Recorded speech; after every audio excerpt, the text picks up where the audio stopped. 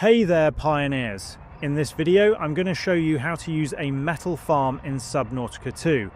For this, we'll be starting at the alien ruins. From there, face southeast and begin heading straight downward. Along the way, you'll want to follow the large purple routes.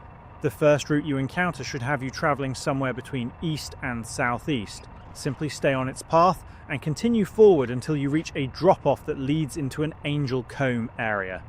Once you arrive at the angel comb, begin moving northeast.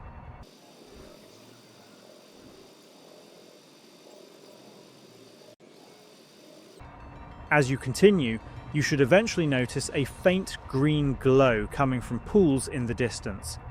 Be careful once you reach this point, as the area is packed with hostile creatures, including a collector leviathan roaming directly above. Staying as low to the ground as possible should help you avoid attracting its attention. When you're ready, toss a few distraction flares nearby to keep enemies occupied and start gathering Axiom bacterial cultures from the glowing green pools, since these are required for building metal farms. The metal farms themselves are the structures found nearby in this area. You'll need to scan 3 of them in total to unlock the blueprint.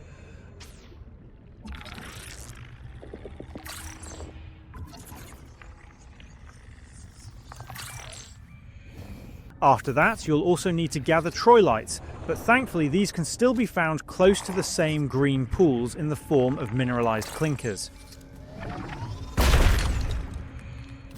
Back at your base, crafting a metal farm requires 1 mangaloy ingot and 1 Axiom bacterial culture. To make the mangaloy ingot, you'll need 1 each of atacamite, troilite, and Axiom bacterial culture.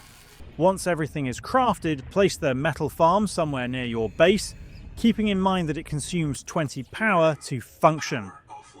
After setup, placing any metal into the farm will allow it to begin reproducing that material over time. In this example, I'm using troilite since it's especially rare during early access, with only around 8 nodes currently available in the game, and none of them respawning. After waiting roughly 20 minutes, you can use the feedback resonator to collect the newly generated metal. And that's everything you need to know about using a metal farm in Subnautica 2.